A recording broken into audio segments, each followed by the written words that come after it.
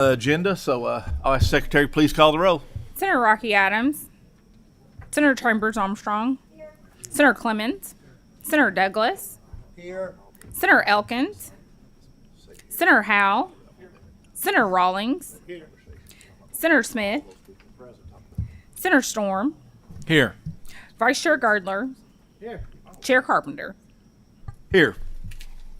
We do have several bills on the agenda, so we're going to get right into those. And also, we have several people that are wanting to talk on some of the bills we have. I would suggest that if there's any of the folks that are wanting to talk against it are with some of the same groups, that you kind of rally with each other to kind of try to find you a spokesman, because there's no way we're going to have time for everybody on the list to have their ideas and discussions made. It's just, we're just not going to have that much time.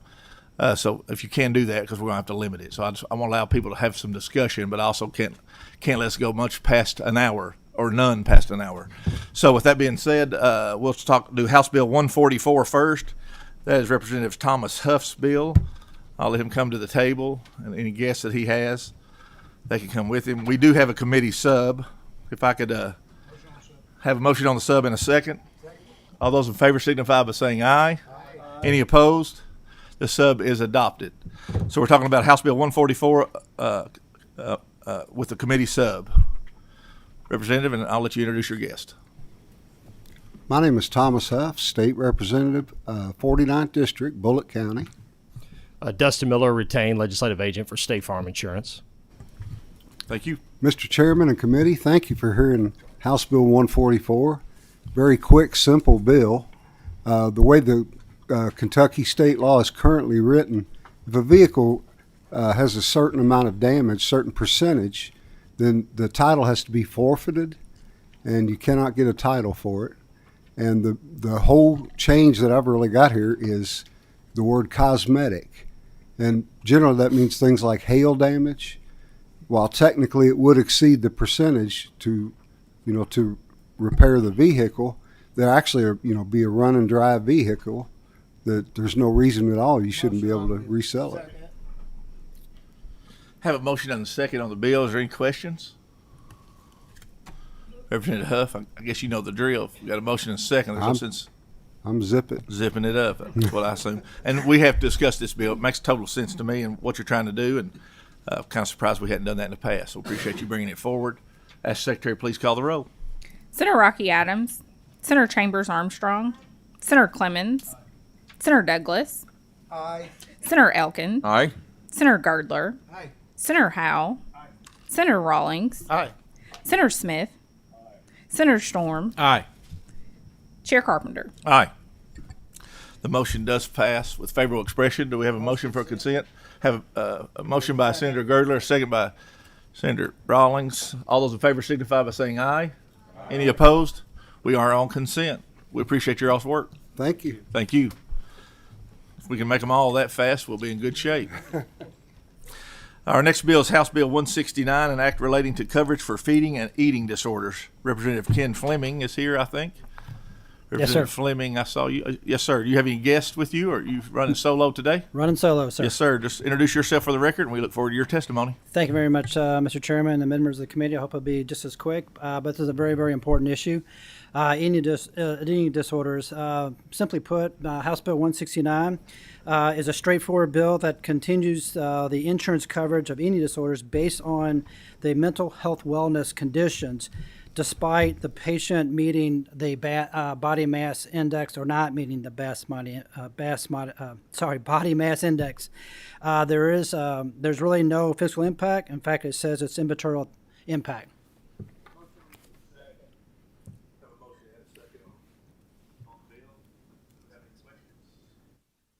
Sorry. Have a motion and a second on the bill. Do we have any questions? Make a quick comment, Senator Girdler. BMI or whatever we call that, I don't want to be measured by it. But my daughters, especially my oldest daughter's a psychologist and my other one's a psychologist. She went through this same problem. And when she was at her worst is when she weighed 100 pounds. And she still had the same issues and the same problems. Her BMI would come back perfect. So I'm 100% behind the bill for what you did, and I appreciate you bringing it. Thank you.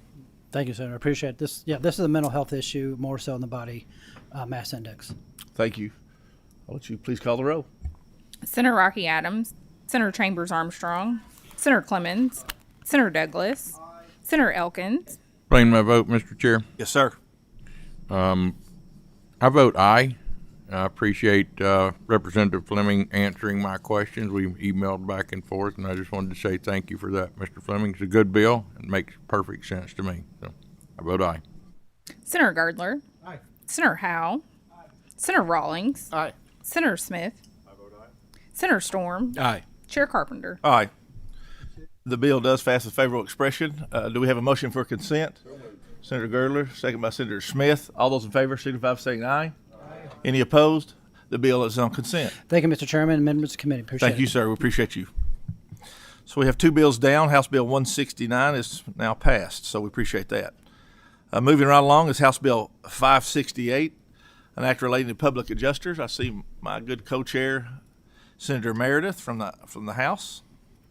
Representative Meredith, I'm sorry, I demoted you there, Representative. I said Senator. I'm sorry. Y'all have got one of those too over here. I know. No relation. Let me be clear. Some days that's good. Some days that's bad, right? That's right. You don't have to worry about a carpenter over there. That would be always bad. That would always be bad. We do have a committee sub on this bill, and we'll go ahead and make a motion on the committee sub by Senator Gurley, second by Senator Storm.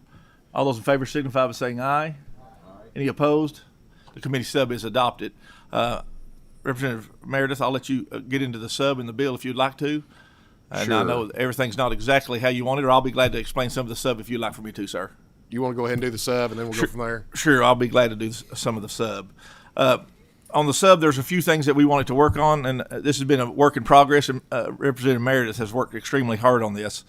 And, with the things that's been going on in the insurance industry and so many problems that we're having with natural disasters, it's really been hitting Kentucky hard, and we're wanting to make sure that we can protect our consumers to make sure that we're not going to continue to have a industry that could be somewhat like Florida, where our premiums get out of hand to where we can't afford to have our insurances, and people will call to be able to not be able to afford their insurances. So we're trying to protect folks to make sure that we're doing everything possible.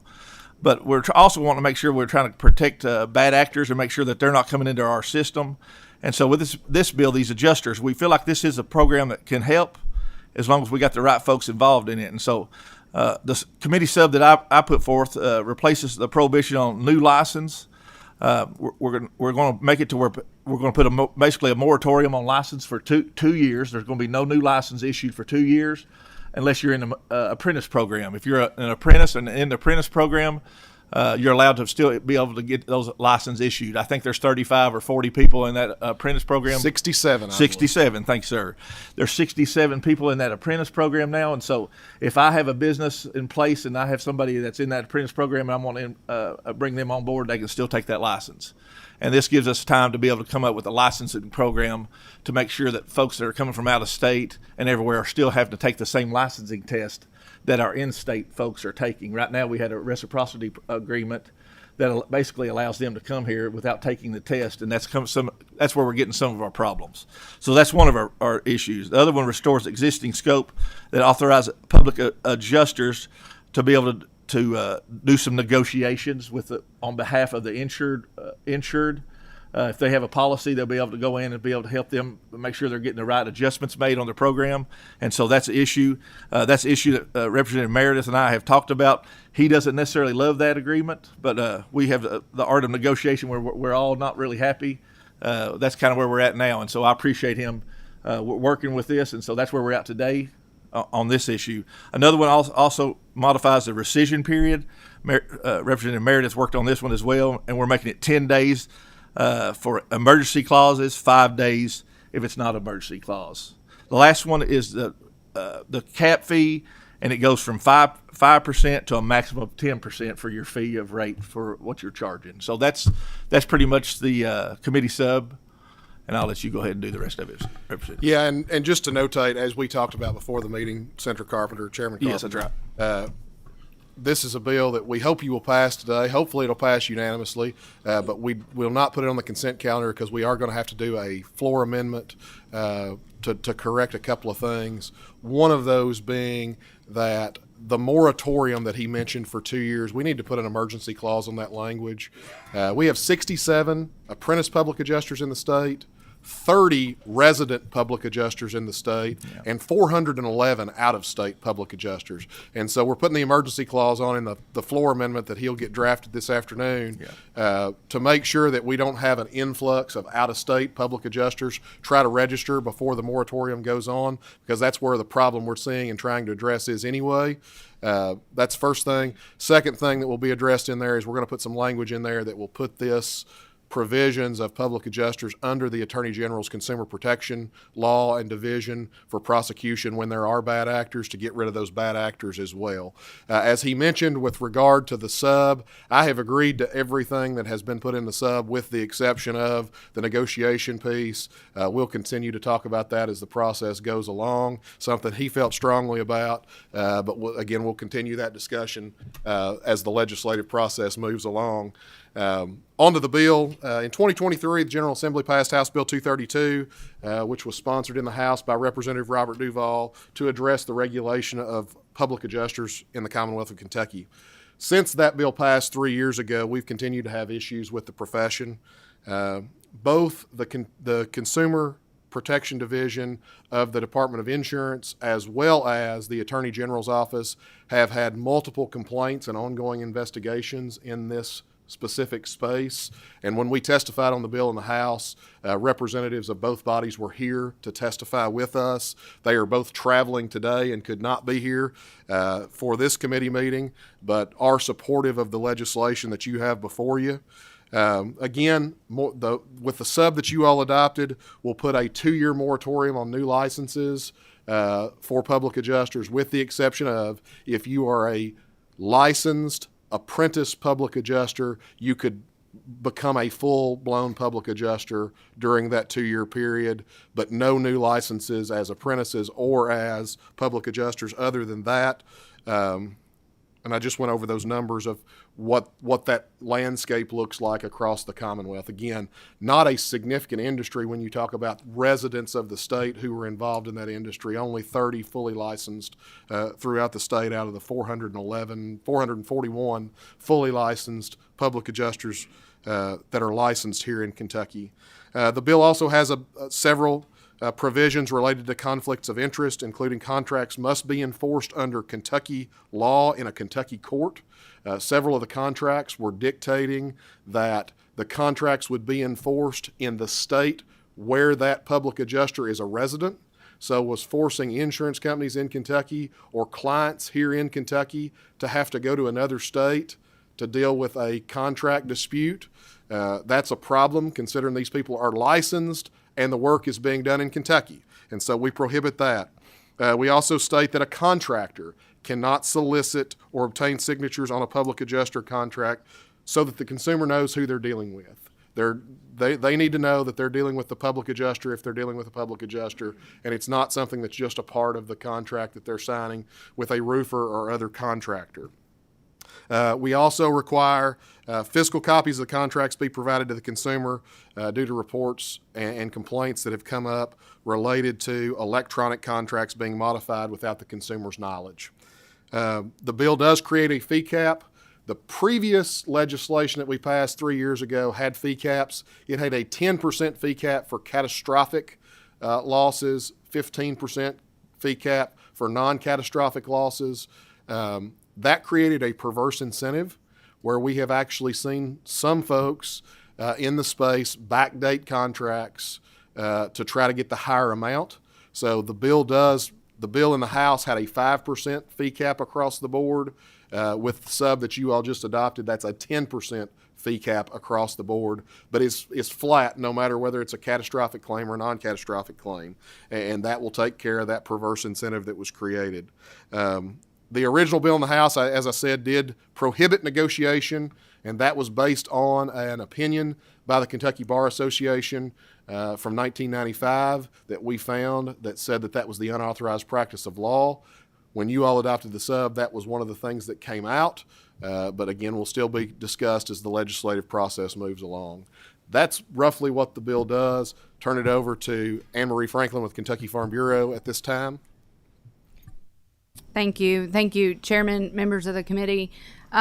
You all heard from me 3 years ago when House Bill 232 came through. We did see an influx of public adjusters, specifically after the tornadoes in Mayfield and Bowling Green. We've continued to see that same weather pattern.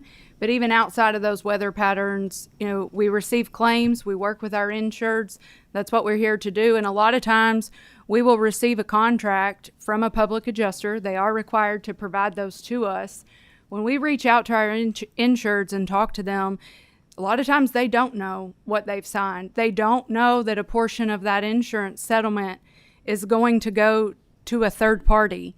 You know, if we pay a set amount for that roof, we're going to pay that claim. You don't get any more to pay that public adjuster. That money is coming out of the repairs for the damages that you have to your property. So we've had a lot of insureds reach out to us and say, help me. I didn't know this was in there. I thought I was just signing something for a contractor to work on my house. And to be honest, there's nothing we can do but honor that contract that the insured committed to and settle the claim.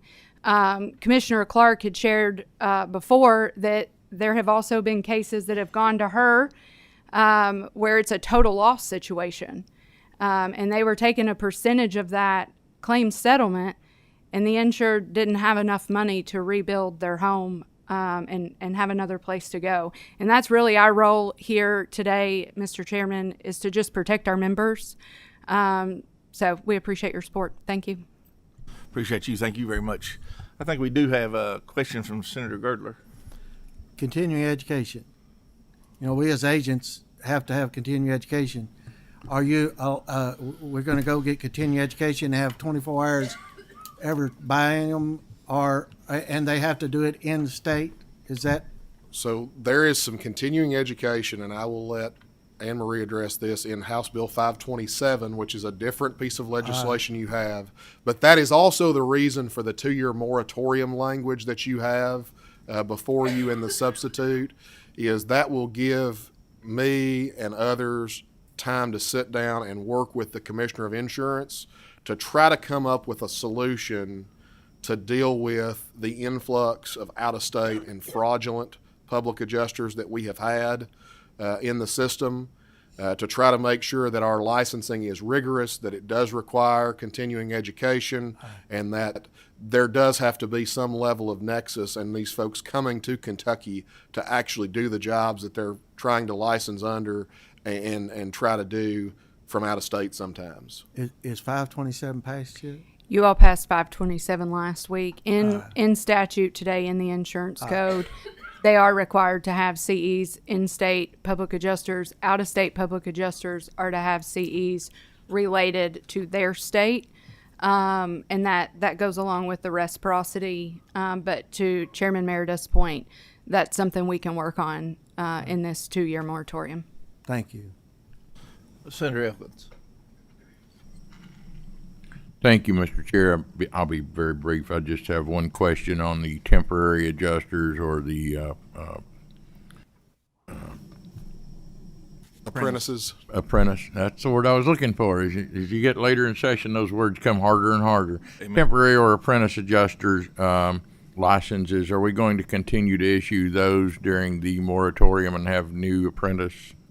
We will not issue new ones, but if you're currently licensed as apprentice adjuster, you can upgrade that license to a full public adjuster license. Yep. I looked at the bill and I didn't see where we were stopping to make sure we didn't issue new apprentice adjusters as well. So thank you for that.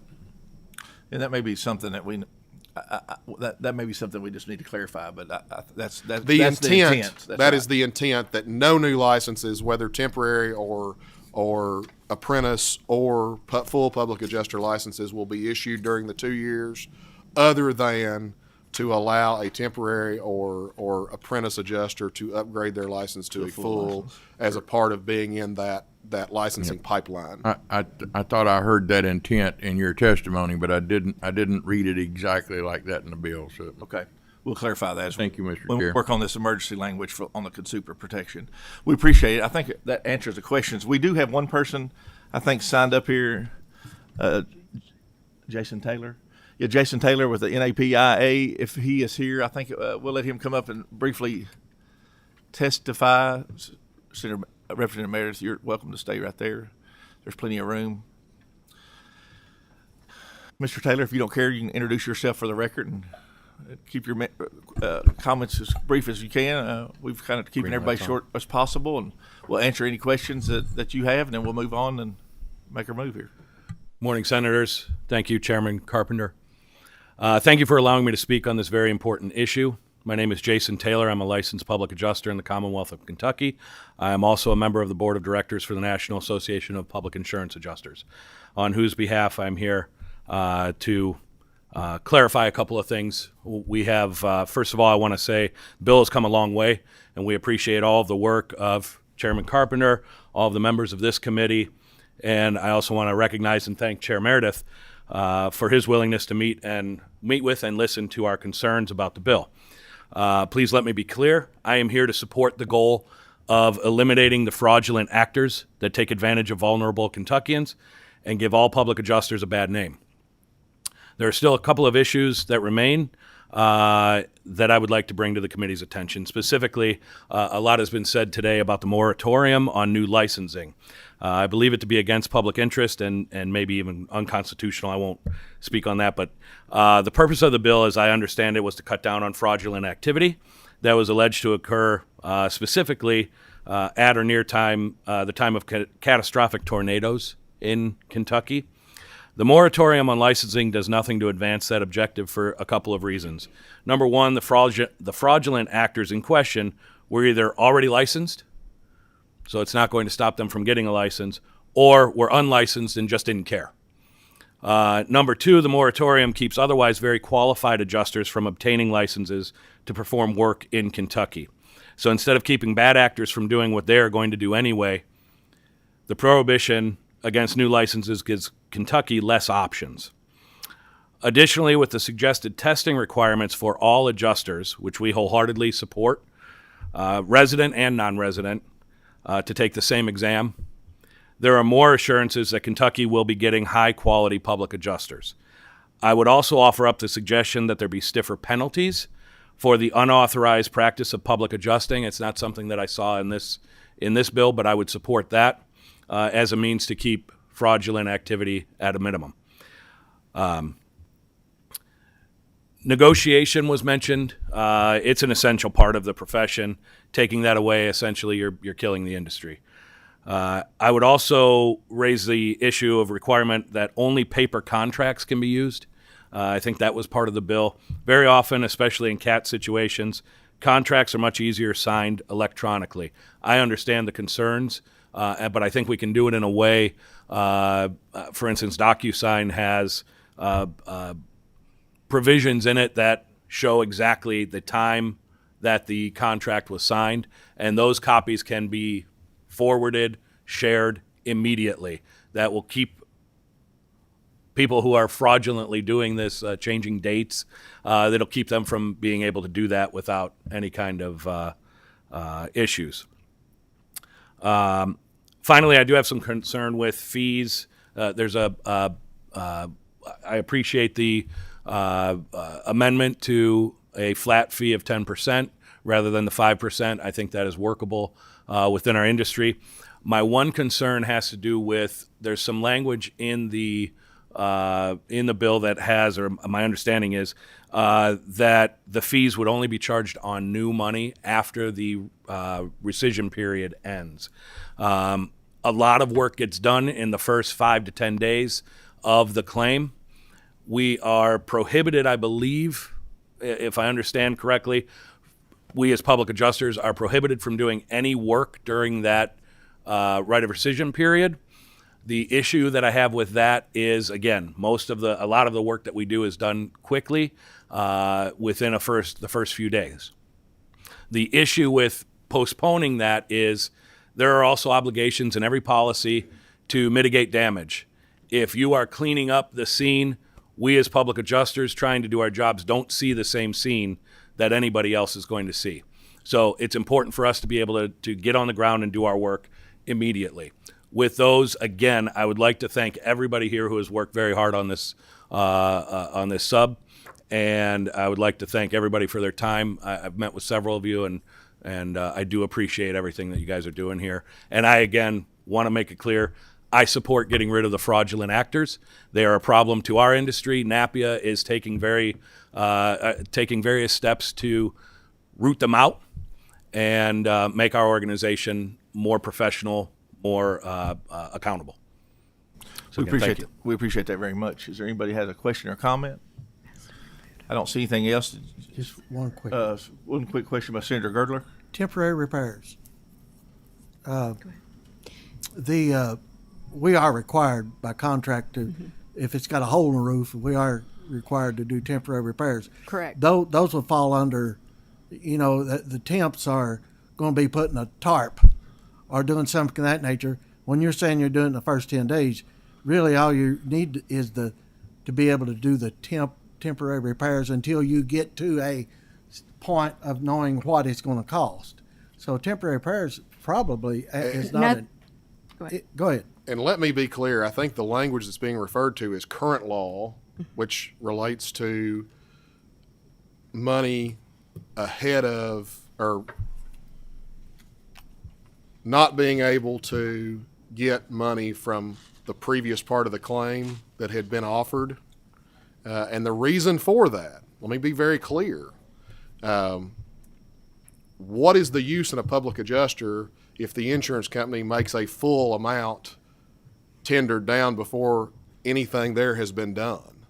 That would just be the public adjuster getting 10% of someone's insurance claim for doing little to no work in the claims process if the insurance company is already going to make that payment to the claimant.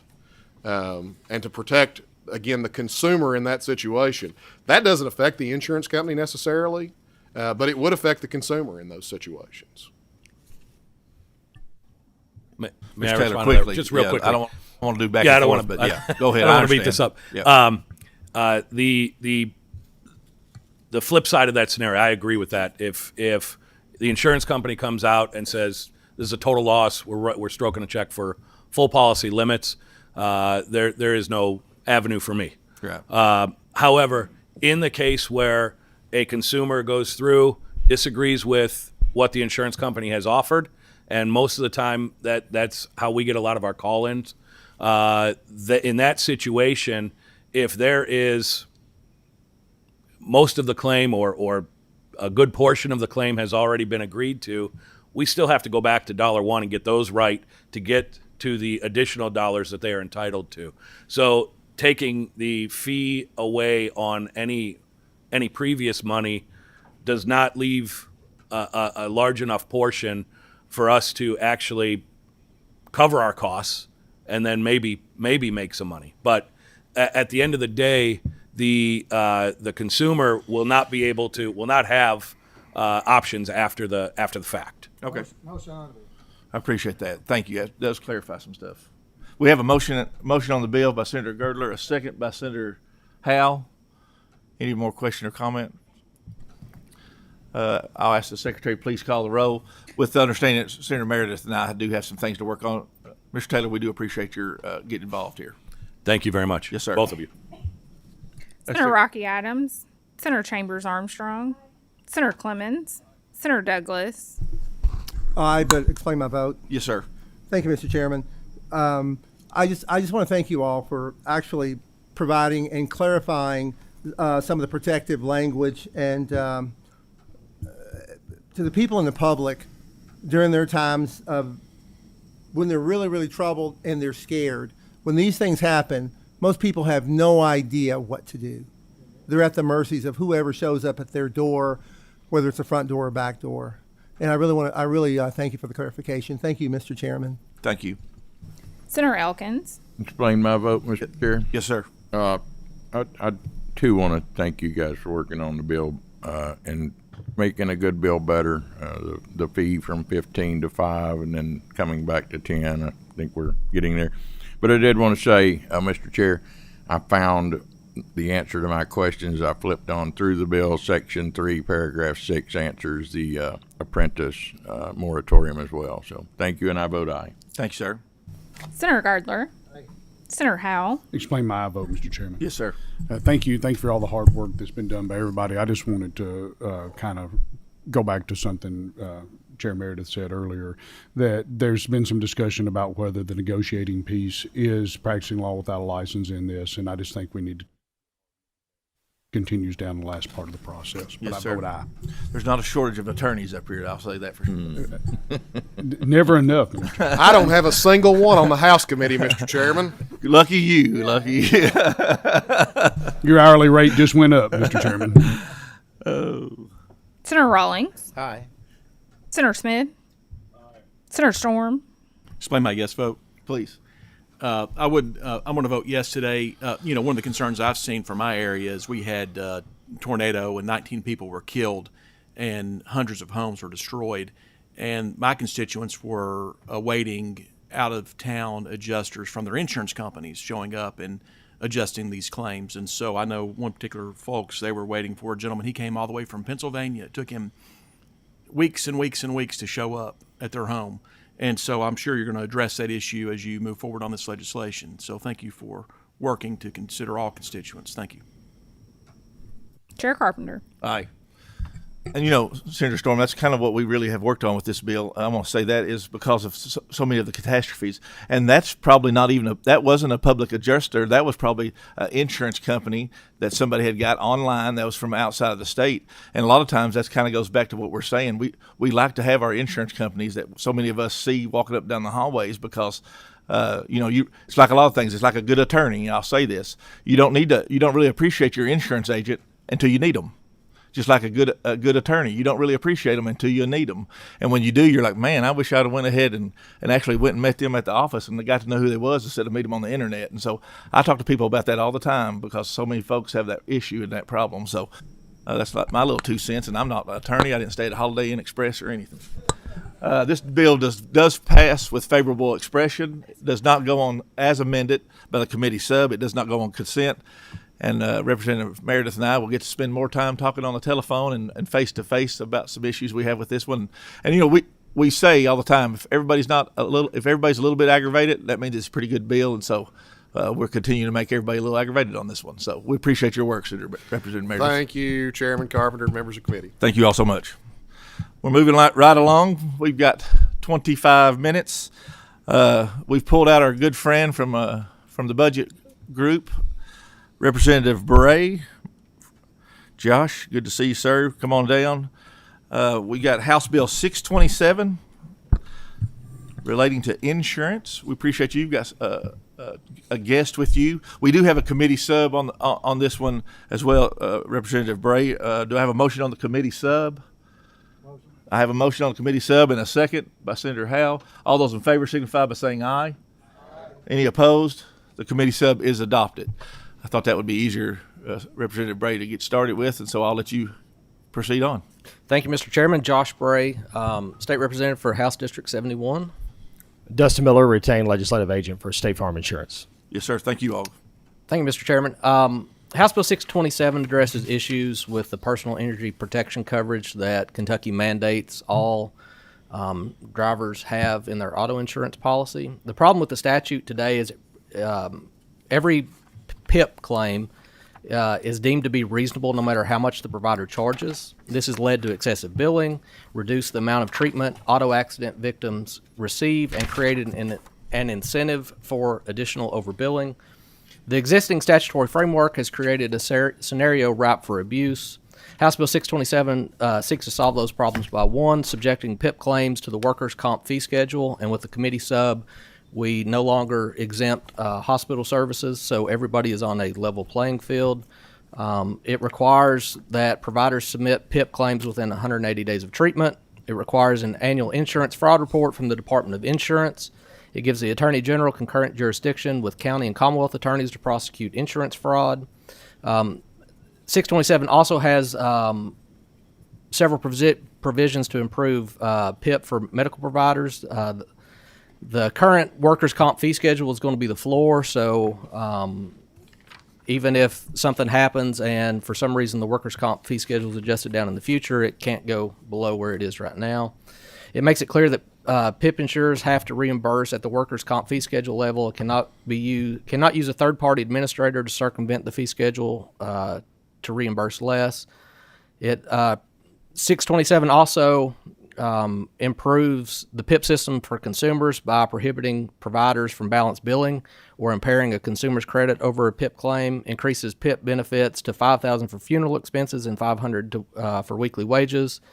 House Bill 627 represents a compromise between the insurance industry, the Kentucky Justice Association, the Hospital Association. Last time I talked to them, they were not opposed. I don't know with the committee sub now.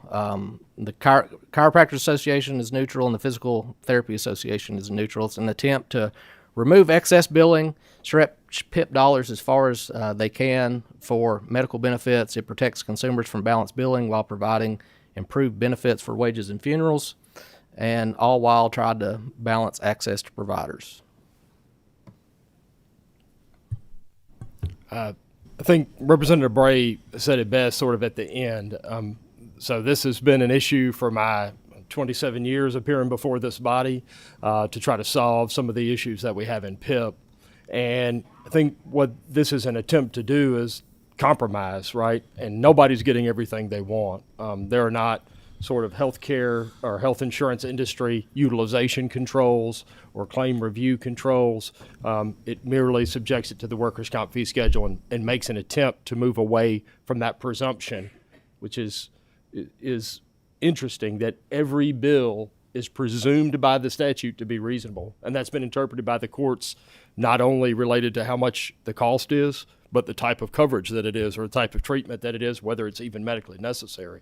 So I think this is an attempt to try to make some first steps, but nobody here is getting necessarily everything they want. And the first group that we met with this was the Kentucky Justice Association, and I appreciate them working with us. There are several provisions in here that allow them to continue to handle PIP claims the way they do today, to reserve PIP and to handle claims for their customers, and we get that. So, I mean, we have tried it every way along the way to try to bring some compromise and common sense. It's not perfect. Sure, there are people who don't want the lower workers' comp fee schedule, but I use this illustration. I've been in many of your offices and said it. PIP is billed charges in a healthcare sense. It is the highest possible reimbursement that there is in the healthcare system. Then it's the workers' comp fee schedule. Then it's Anthem or commercial health insurance. Then it's Medicare, and then it's Medicaid, right? And so inside the payer mix for any provider, depending upon the type of patients you see, you get more or less of that.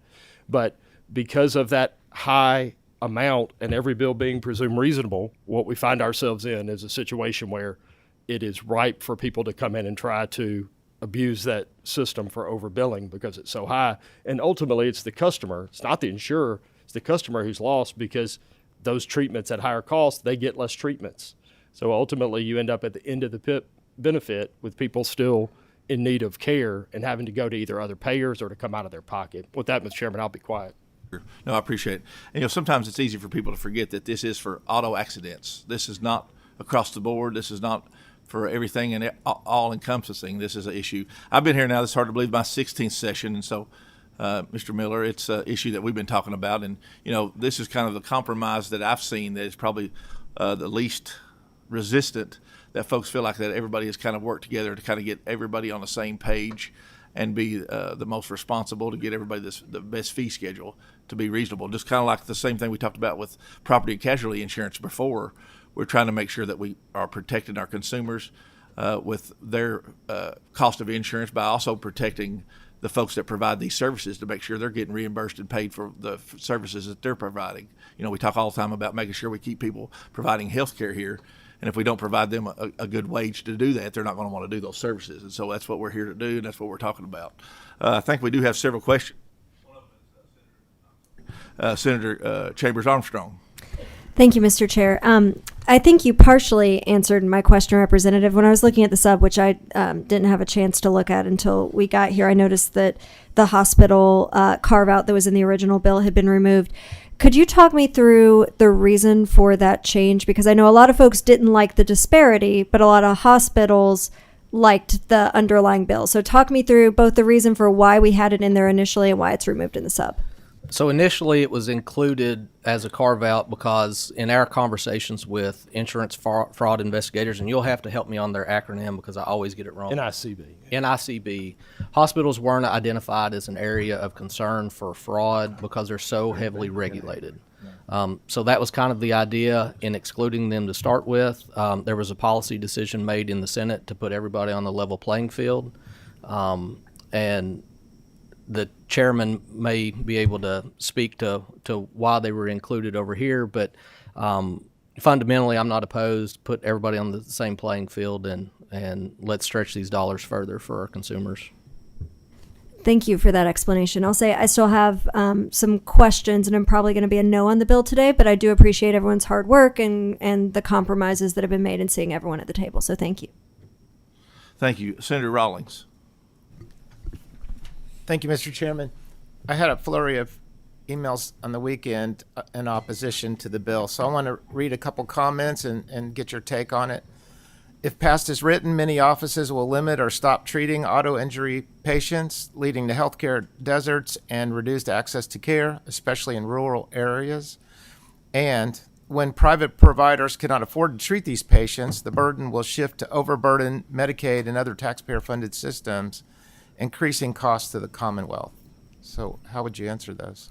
So like Dustin had mentioned, the workers' comp fee schedule is better than Medicaid, which serves most of rural Kentucky. Mm-hmm. You know, that's where I'm from. Yeah. I mean, we're mainly Medicaid dependent. So this is a much higher reimbursement rate than what we receive from Medicaid, Medicare, private insurance. And so it's I don't have that concern. Whenever I spoke with my local hospital about this issue, they were like, "Oh yeah, the Medicaid rate. I mean the workers' comp fee schedule. We're comfortable with. We can live with that." I don't have that concern. I might just add on to that is there's no crisis from those providers coming to you today saying, please increase the workers' comp fee schedule, because so I take it with kind of what people are doing in their actions. I don't hear from them that that's a problem today that is confronting the General Assembly or coming to you to increase that workers' comp fee schedule because of that. We all want, to make more money. I get that. But in terms of this specific system, those complaints have not come. Yeah. Okay. And so the crux of the issue is, we're mandated to have PIP coverage. There is a tremendous amount of fraud. The NICB has testified to that. The LRC did a report a few years back on the amount of fraud in PIP. When we look at other states that have done PIP reforms, their auto insurance rates have gone down because they're trying to eliminate some of the fraud. I've got more of an issue on the fraud's perspective than I do with the reimbursement rates, because we already treat people with workers' comp injuries, or we already treat people with Medicaid. I mean, we're not proposing, fee for service or Medicaid reimbursement rates or anything like that. So the way the statute is now, literally you can bill almost anything you want, and that's kind of created a system that's ripe for abuse. So we've tried to pick the most reasonable fee schedule we could find. In order to help protect the consumers. Because whether we address it, if we don't address it, we're going to continually have to pay for it every time we renew our auto insurance. Yeah, I would just add, I disagree with the statement that it will push more medical services onto other payers. I actually think the system today does that. So if you're paying triple for an adjustment or for treatment, and you blow through that $10,000 and the person is still injured, right? They're mandated to buy that auto insurance, right? And so they're likely then, once that $10,000 is gone, if they don't have any other form of insurance, they're going to end up going to Medicaid now, where if that treatment goes further and they're covered, they're less likely to go over. So I disagree with that second email that you read. All right, thank you. Yes, sir. Right. And a lot of times, we're seeing that throughout this time that we've talked about this issue, that through accidents, and this is just like we talked about earlier. There's not always bad actors. There's plenty of good folks, and we don't want to treat everybody like they're a bad actor, because they're not. But we kind of have to do policy to protect the good actors and the bad actors. But a lot of times, it happens to where you have an accident, and it seems like your PIP coverage is always exactly for your medical costs is always exactly the amount of coverage that is allowed through PIP. It's a real miracle how that sometimes works, you know. And so that's what we're trying to make sure that we're trying to advance to where you are getting the treatment you need it. That makes your dollars go farther and still provide the medical provider the same dollars and services that they need to make to cover their business, because they're getting reimbursed at the same rate they're happy to get reimbursed by so many other opportunities are getting through the workers' compensation rate. So that's kind of how this has come about. Senator Gerler, I think, has a comment or a question. More of a comment. In 2017, I ran this same bill, workers' comp fee schedule, passed the Senate, passed it flying colors, got stopped in the House. Representative Bray, I appreciate you bringing this bill.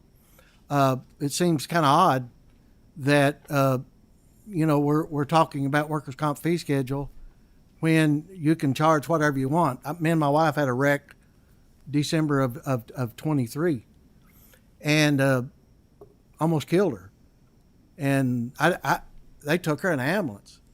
They go to the hospital. We've got state insurance just like everybody else here's got. And they got billed for like a humongous amount of money. And Anthem paid it. Not that. They paid the preferred provider option. My insurance reimbursed them. If they'd have paid the $75,000 that was first billed, of course we only had $10,000. We're only talking about $10,000, and you can stump your toe and spend $10,000. We have, and the fraud part. And I know I've talked to some of you all, you attorneys. The fraud part's where the biggest problem is. But we also send people to Eastern Kentucky to get an X-ray or MRI that's $10,000, and then they build a case from that. So, we're paying a humongous amount of money in car insurance in the state of Kentucky because of this and all this. Florida changed it, and we brought all their people, their lawyers, and their chiropractors from Florida and brought them to Louisville, where UPS and all that's at, and 6 people in one car and 6 people in another car, and all of a sudden we've got a $120,000 claim. You know why? Because that 6 people and that 6 people staged this accident. So we got to do something about PIP. PIP, if you look at every state around us, the car insurance is tremendously higher. I sat in my office many a time, and they come in and say, State Farm in Ohio is $500, and I come down here and they're $1,000. You know why? PIP. And I said, you know why?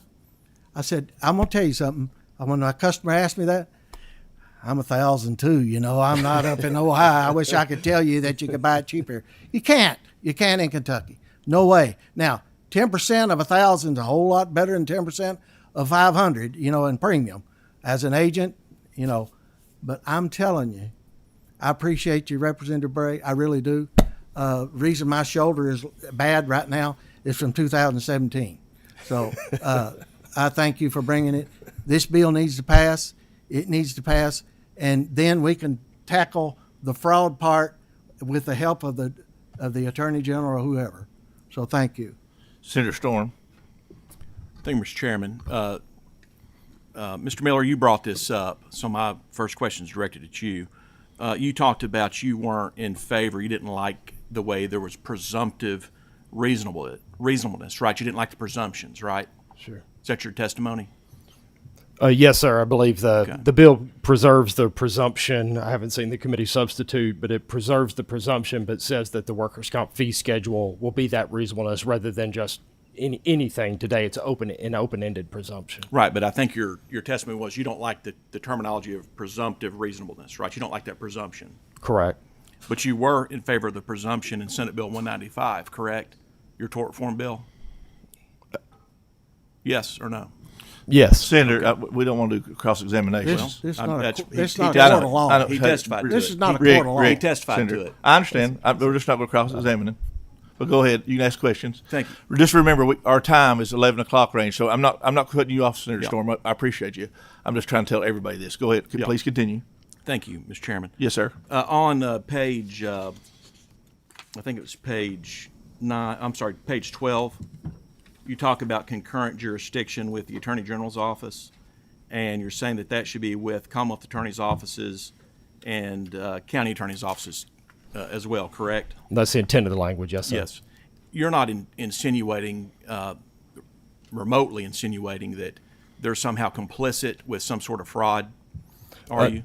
No, sir. I think what there's been testimony by the insurance commissioner. It's not been by me, but there's been a testimony by the insurance commissioner that many times their fraud unit will prepare a case and it's provided to a local Commonwealth or county attorney, and then for whatever reason it doesn't get prosecuted. And I can't speak to that. But that is the intent. So I think there's an interest by the Attorney General of maybe having a unit that would not do investigations, but do the prosecution of insurance fraud. And so we've worked with them on that language. It was in another bill that's passed as well. I think this is the second bill that's been in this session. But the idea is to try to provide more resources to actually prosecute that, because we're reporting it, the department is investigating it, but they're not carrying through on the other side. I just want to make sure the Commonwealth attorneys and county attorneys that are watching this aren't viewing this as an attack on their non-prosecutorial conduct or handling of these fraud cases that have been alleged. Certainly, I can't speak to how they might take it, Senator, but I believe that testimony has been out there. They are aware of this language. They saw it before it was put in a similar bill. It's identical language that was in it. So as far as I know, they're okay with it, but I haven't heard otherwise. I've talked quite a bit with my county attorneys and Commonwealth attorneys over the past 2 weeks. None of them have raised any kind of issue at all with this particular language. I think they'd be happy to have the help. Do you have anything further, Senator Storm? Thanks, sir. Senator Douglas, I think you had something quickly. I And then did, we're ready. I did. And thank you, Mr. Chairman. You know, one of the things I want to say first, Mr. Chairman, is sometimes Senator Girdler talks a lot, and sometimes he actually says something that makes sense. That's right. And I just want to thank him. We both have that problem, I want sir. to thank him. Well, I think we all do. I want to thank you for at least the movements that we've made on this bill up to this point. We all know that we have a long way to go. We all know this is not the end point. We all know that we're going to be working on this further down the road. I also want to make sure and put this out there right now that most of these cases, when they're ultimately treated, are going to the specialist. And by the time the specialist sees them, there's no personal insurance protection money left. So that's a conversation that will help. I just want to introduce that now and have this conversation down the road. Thank you, Mr. Chairman. Thank you.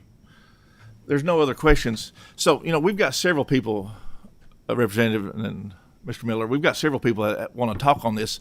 And like I said, there's no way I can let everybody come up and talk. If there's one person who would like to have that you all have talked amongst each other, or that would like to have a discussion, and I can give you all 5 minutes to make a comment, that would be great. And, because everybody kind of has had discussions. I'm sure you all have been to folks' offices and talked to them.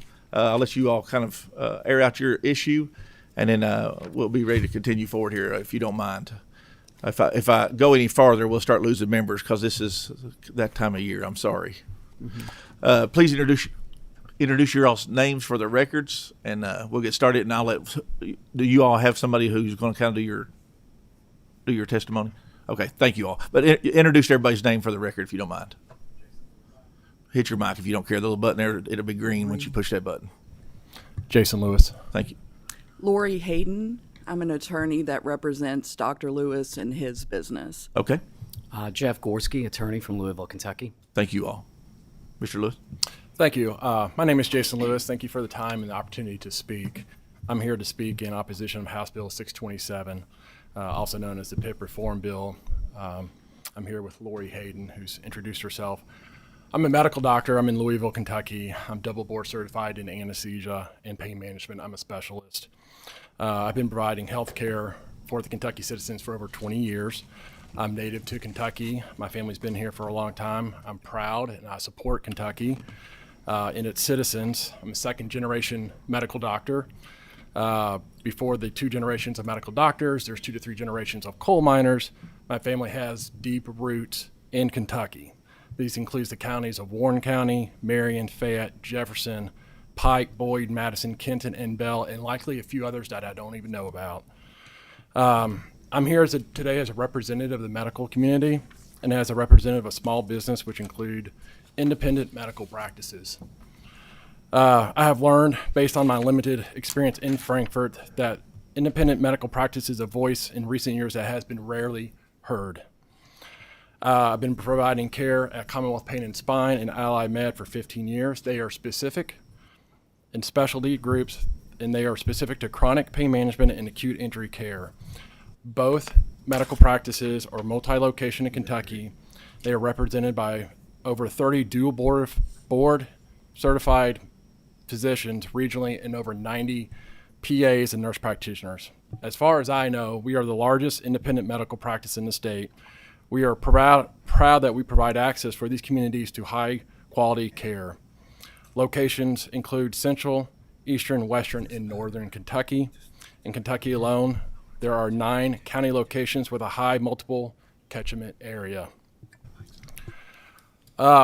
We support fraud prevention. We support hospitals. I respect hospitals. I've worked in hospitals and I've worked with hospitals. They have a place in the medical ecosystem, and perhaps a discussion for another day, but perhaps the root cause is systemic in nature. It was never intended, in my opinion, for hospitals to be involved in physician practice management. Physician practices and hospitals serve different purposes. In the last few decades, these lines have become blurred. As more independent practices have been acquired by hospitals because of economic, policy, and financial pressure. Supporting this bill will only push momentum even further in this direction. I think most of all Kentucky physicians have an independent spirit and would hope to see the pendulum start to swing in the other direction.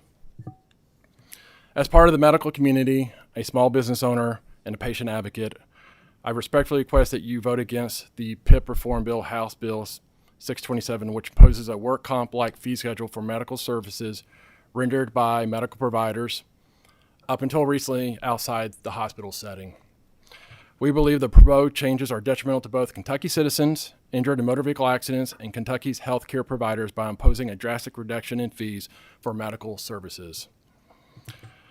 Ultimately, I feel this leads to unfavorable and harmful consequences to the state of Kentucky and its citizens in independent medical practices. This includes an increase in cost to Medicaid, Medicare, private insurance, patients, Kentucky citizens through cost shifting. This also includes pushing patients to higher acuity sites of service. That includes ERs and hospitals. Both traditionally bill at higher rates. This will not change. There's a national trend to push lower acuity care and surgeries to lower cost site of services. This is contrary to that trend. This includes limiting access to care and options for care, limiting access to specialists, as Senator Douglas had mentioned, as well as primary care providers. Specialists include interventional pain management, orthopedics, neurosurgery, physical medicine rehab, radiologists, and behavioral health providers. This includes difficulty to navigate care in a hospital, a system that is already strained and overburdened. This includes delayed care, which leads to a shift to chronic injuries, prolonged recovery, and ultimately leading to overall increase in cost. While I understand House Bill 627 is proposed to combat fraudulent service providers who exploit citizens injured in accidents, I fully support the fight against fraud. It is my understanding that there are already provisions in Kentucky law that address medical fraud. I think we need to ask ourselves, what is already in place? Is it working? If not, and then why? However, I cannot support legislation that achieves this goal by harming Kentucky's healthcare system and limiting access to care for injured citizens. Motion on the bill. Motion on the bill in a second. Did you have a closing thing here? It's been 5 minutes already, but I do want to let you, Dr. Lewis, I don't want to cut you short on this, but quickly, sir. 30 seconds. Yes, sir.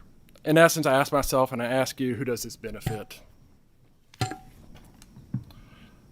As we go through the legislative process, I do want to stress an area of concern. Even with last-minute changes to include hospitals and to improve the bill, we understand that these provisions could be stripped away in conference committee, and that is why we respectfully request members to vote no to allow more of a holistic conversation on the issue over the interim.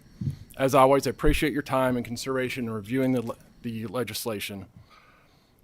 I count on you on your continued support of the Kentucky medical community by voting against House Bill 627. Your vote will help ensure the continuation of high-quality, accessible medical care for citizens injured in accidents. Thank you. I'm sorry. We have a motion and a second on the bill as amended. And so we have to call the vote. And I know you've been to my office, sir, before to have this discussion. I appreciate that. And after this bill passes or whatever happens here, there's still time for you to do your process, go to people's offices, have this discussion. But if I don't pass this, if I don't go ahead and move this forward here and have this discussion here and allow us to have this vote, then I'm going to lose our members. And so, because we've got other committees and do all of our stuff here. So I am going to have to ask the secretary to call the clerk to call the roll, and it just gets the timing. That's what happens this time of session. But you know the process. There's going to be plenty of time for you still this week to be able to go and talk to some folks and air your issues out. We have heard those. And so, was there any other comments quickly? I'm going to ask the clerk to call the roll. Senator Rocky Adams, Senator Chambers Armstrong, Senator Clemens, Senator Douglas. I would explain my vote. Please. I'll explain it quickly. You know, one of the things I've learned since coming out of the medical world, coming into the legislative world, is that this is a damn big aircraft carrier, and sometimes it takes a little bit of time to turn it around. I think putting the brakes on is a good thing. At least we're having a conversation about things that we never would have had conversation about 2 or 3 years ago. And you'll always hear me talk about how our healthcare workers are being squeezed financially. I'm not a fan of that at all. But you know, there really are some good parts in this bill, and I think we can expand on the good parts on this bill somewhere down the road. Thank you, Mr. Chairman. Thank you. Senator Elkins. Aye. Senator Gardler. Explain my yes vote. Please. PPO, preferred provider option. Everybody that goes to the hospital, doctor, my wife sees a guy in Danville. She's had 3 vertebrae. PPO, car wreck, but $10,000 ran out day of the wreck. So the PPO is paying it. So all we're asking here is to be treated like the PPOs are the people that workers' comp fee schedule. The car insurance is ridiculous in Kentucky. So I vote aye, and I'm so thankful, and I pray, I really do. I hope this goes, because if you talk to me, I want to do away with no fault state of Kentucky. I want to do away with it, period, and do like Tennessee and do it by policy only, not statutes, because then you can buy whatever you want to buy, still being told what you're going to buy. So I vote aye and hope this passes with much favorable expression. Thank you. Senator Howe. Senator Rawlings.